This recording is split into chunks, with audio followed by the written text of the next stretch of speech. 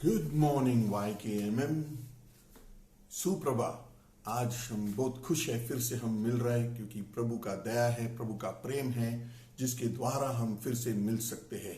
हम कितने आनंदित हैं आज के दिन के लिए। क्यों ना हम प्रार्थना करेंगे और वचन में हम डूब जाएंगे, क्योंकि वही जीवन देने वाला आत्मा है। परमेश्वर, हम धन्यवाद करते हैं परमेश्वर आज सवेरे के लिए परमेश्वर, क्योंकि आपने हमें बुलाया है एक साथ मिलने के लिए, स्तुति आराधना करने के लिए, प्रभु भोजन करने के लिए और आपके वचन में आगे बढ़ने के लिए। परमेश्वर, हम कितने आभारी है, कितने धन्यवादित है परमेश्वर, क्योंकि आपने ये चीज हमें बुलाया। मैं प्रार्थना करता हूँ कि ये वचन सुन के हम सब आशीषित और प्रोत्साहित हो जाएंगे यीशु के नाम से, आमीन। आज का वचन बहुत ही अद्भुत वचन है, जैसा हर वचन अद्भुत है। पिछला बार मैंने बात किया था वरदानों के बारे में, और किस तरह से हम प्रभु के सामर्थ्य को देखते हैं हमारे जीवन के अंदर, कैसे यीशु आते हैं, पवित्र आत्मा आते हैं हमारे अंदर और वो काम करवाते हैं। सबसे बड़ा और उत्तम वरदान हमें मिल गया, वो है पवित्र आत्मा जो हमारे अंदर आ गया। और अभी हम देखेंगे आत्मिक फल थोड़ा अलग है। वरदानों के देखने के लिए जाएंगे, तुलना करने के लिए जाएंगे तो वरदान से थोड़ा अलग है। फल किस तरह से आते हैं?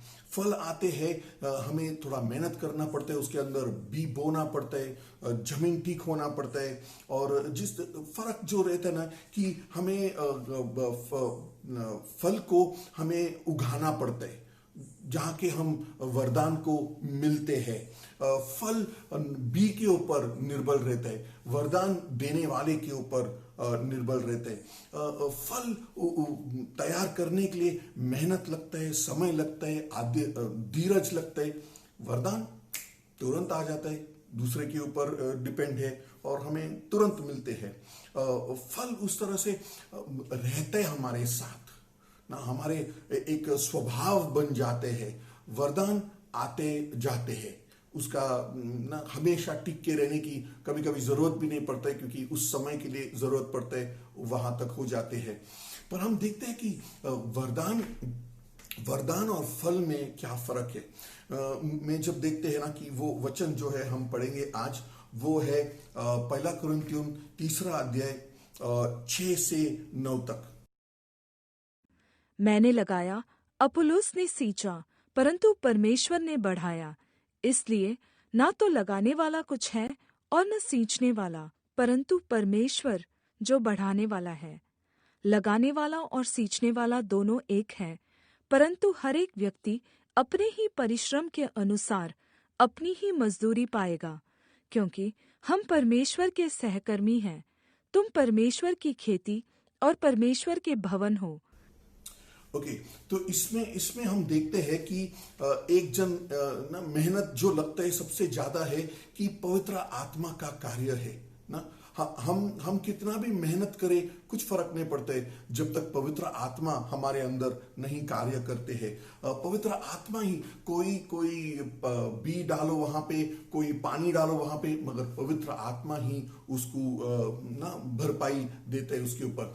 सबसे उत्तम चीज मैं देख रहा था इस वरदान फल में, जैसे हमने देखा है ना कि वरदान पवित्र आत्मा हमारे अंदर आते हैं और वो कार्य करते हैं, करवाते हैं। फल थोड़ा अलग है। फल एक शादी के जैसा हो जाता है। शादी क्या होता है? शादी में कि जो हमारे साथ आते रहने के लिए हमारे साथ, वो हमारे जीवन को बदल देता है। जैसे हम था शादी के पहले, हम वैसा नहीं रहता है शादी के बाद। क्यों नहीं रहता है ऐसा? क्योंकि जिसके साथ हमने शादी किया वो हमारे जिंदगी में आके हमारे साथ रह के हमारी जिंदगी को हमेशा के लिए बदल देता है। वही है पवित्र आत्मा जो हमारे अंदर, जब पवित्र आत्मा हमारे अंदर आते हैं, उसका हमारे साथ रहना इस शरीर के अंदर, मेरे आत्मा और पवित्र आत्मा एक साथ जब रहता है, वो हमारे खुद के स्वभाव को बदल देता है ना। पवित्र आत्मा हमारे अंदर आके मेरे स्वभाव को बदल देता है। उसका पवित्र उसका आत्मा हमारे अंदर आके, मतलब जब हम कुछ भी करने जाते, ओके, पहले हम करते थे चिढ़ चिढ़ के करते थे, अभी पवित्र आत्मा हमारे अंदर आते, बोलते क्यों चिढ़ रहे, खुशी से करो ना, मगर ये हमेशा मुझे बोलता है, तो अच्छी बात है ना कि हमेशा तुझे बोल रहा है, ये अच्छी बात है ना कि वो तुझे हमेशा बोलते है, तू कुछ काम का हो जाते, फिर बोलते अच्छा ठीक है करता हूं, अरे प्यार से करो ना, अरे बाबा अभी तो प्यार से भी करने की भी जरूरत, हाँ क्योंकि वो हमारे अंदर है, वो हमें हमेशा ना टोचते कि अरे अच्छी तरह से करो ना, अरे अरे वो कभी ना बदलेगा इसने, अरे तुझे कैसा पता कि नहीं बदलेगी, तुझे कैसे पता, कल तुझे जानता है नहीं जानते, भविष्यवाणी करो कि वो बदलेंगे बदलेंगे, और धीरज रखो उसको बदलने तक। कौन करते ये सब चीज? पवित्र आत्मा हमारे अंदर जो रहता है ना, वो हमेशा हमेशा हमें टोचता है इन चीजों के बारे में, वो उसका स्वभाव हमारे साथ आके वो उसका स्वभाव करवाते हैं हमारी जिंदगी में ना, वो हमें ऐसा ही रहने नहीं देता है जब वो हमारे अंदर आ जाते। मैंने स्टडी किया, जो वचन कहता है ना वहां पे गलेशियंस 5वां अध्याय और 22 और 23 का, वो सुनो जरा।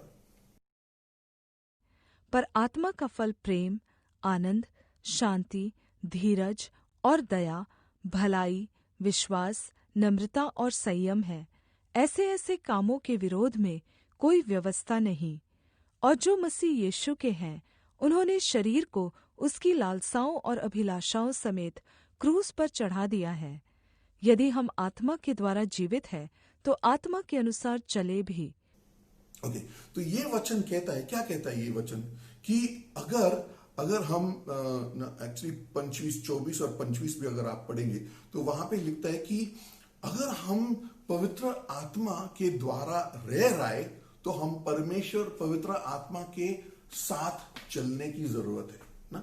अगर हम पवित्र आत्मा के द्वारा रहते तो उसके साथ चलने की, मतलब हाथ में हाथ प्यार का संबंध रहता है ना। तो आप लोग कभी बीवी को घुमाने फिराने नहीं लेते जाते ना, कुछ खाया तो फिर उसको भी लेके जाने की जरूरत है। हर जगह पे तेरे बीवी को हर अच्छे जगह काम के बारे में, घर में आके काम के बारे में बात करने की जरूरत है ना, उनके साथ बैठ के खाना खाने की जरूरत है। अगर तूने अच्छा देखा आइसक्रीम, वहां पे जाके बीवी को लेके जाओ वहां पे और उसके साथ खाओ ना। इसका मतलब सिर्फ ये रहता है कि उस तरह से तुम्हारा स्वभाव रहेंगे पवित्र आत्मा के द्वारा। तुम्हें नहीं लगेंगे कभी भी किधर भी कहां पे भी तू बिना उसके बिगड़ जा सकता है।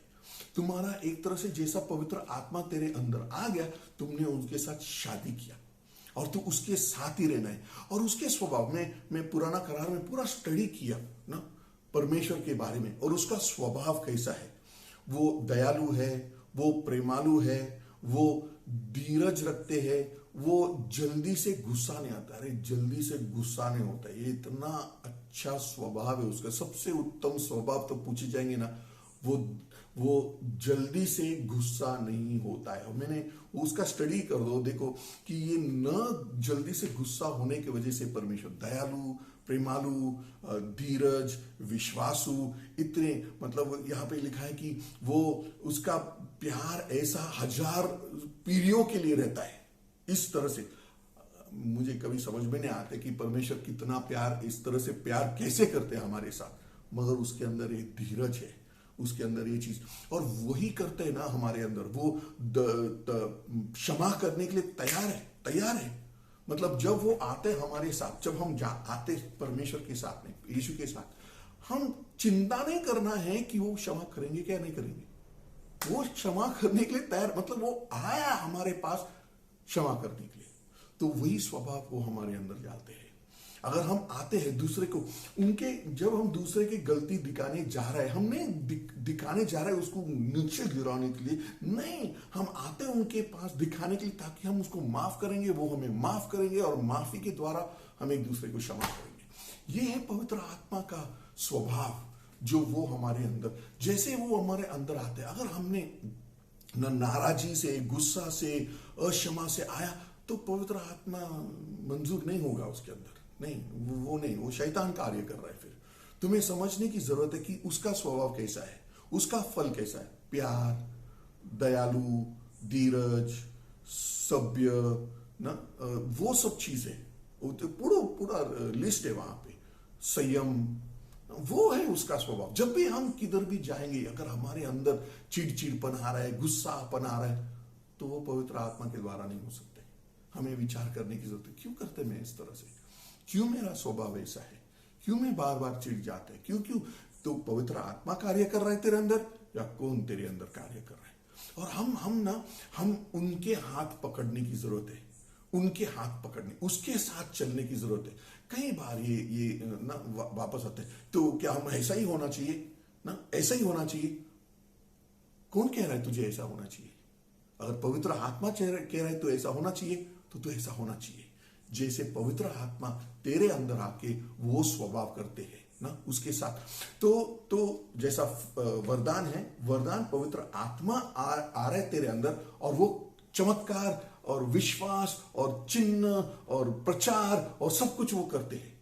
मगर पवित्र आत्मा का फल हमें बदल देता है ना, हमारे साथ हमें बदल देता है ना, तो हमारा चरित्र बन जाता है। फिर भी हमें पता है कि वो अगर हमारे साथ नहीं है, हमारे घर के अंदर, तो हम ऐसा नहीं रह पाएंगे ज्यादा देर तक ना।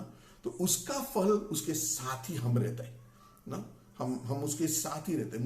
मुझे मालूम है कि इजबेल मेरी बीवी है, इसकी वजह से मैं कितना ना अच्छा हूँ। उसकी वजह कई चीजों में मुझे पता है कि अगर नहीं था वो मेरे साथ, तो फिर मैं बुरे होते थे, परंतु वो मेरे साथ है, इसलिए मेरे अंदर जो अच्छापन आते हैं वो काफी चीजों में उसके द्वारा है।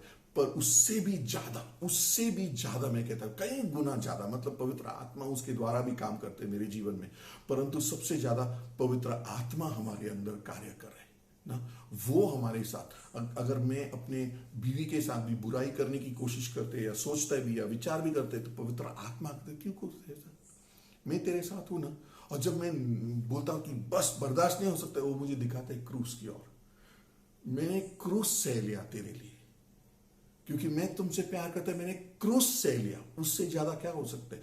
क्रूस के ऊपर यीशु ने नाराज, गुस्सा, चिढ़ा नहीं, उसका दयालु और प्रेमालु, माफ करो, उनको पता नहीं वो क्या कर रहे हैं, ऐसा स्वभाव है उसका। मतलब उस हद तक पवित्र आत्मा हमारे अंदर आके, उस हद तक, उस लक्ष्य तक, उस दिशा तक हमें लेके जा सकते हैं कि हमारा प्यार उस तरह से होने के लिए कि हम एक दूसरे के लिए अपना जान भी देने के लिए तैयार हो जाते हैं। आमीन। तो पवित्र आत्मा को तेरे अंदर आने दो, उसके साथ तुम्हें रहने दो, और समझ लो कि तूने पवित्र आत्मा के साथ शादी किया, तेरे अंदर वो रह रहा है हमेशा हमेशा के लिए, कभी नहीं चाहेंगे। कभी उसको निराश, कभी टुकराना मत, कभी गुस्सा, कभी नाराज उसके साथ मत करो ना। पहचान लो वो तेरे अंदर है, और वो तेरे खुद के स्वभाव को बदल रहा है, जैसा वो तेरे साथ, तेरे अंदर रह रहा है। आमीन। परमेश्वर में प्रार्थना करता हूं मेरे भाई बहनों के लिए, परमेश्वर कि वो पहचानेंगे उस पवित्र आत्मा जो उसके अंदर रह रहा है, और परमेश्वर सचमुच उसके साथ चलते जाएंगे। परमेश्वर जैसा यह वचन कहता है, उसके साथ वो चलते जाएंगे, ताकि वो सचमुच ना उसके खुद के स्वभाव, हमारे खुद के स्वभाव बदल जाएंगे, जैसे पवित्र आत्मा का स्वभाव है ना। परमेश्वर में प्रार्थना करता हूं कि हम अपने जीवन में पवित्र आत्मा का फल हमारे अंदर दिखाई देंगे। हमारी जिंदगी में वो सबसे महत्व है। वरदान भी परमेश्वर इतना महत्व नहीं है जितना फल हमारे जिंदगी में महत्व है, क्योंकि वही दिखाते हैं कि हमारा झाड़, जैसा यीशु ने कहा कि हम पहचानेंगे हमारे झाड़ के द्वारा, हमारे फल के द्वारा। हम प्रार्थना करते हैं हर एक के फल बड़े सुंदर, बड़ी खुशी, बड़े आनंद, बड़ी दया, ऐसे फल हमारे सबके अंदर हो जाएंगे। मैं प्रार्थना करता हूं यीशु के नाम से। आमीन। आमीन।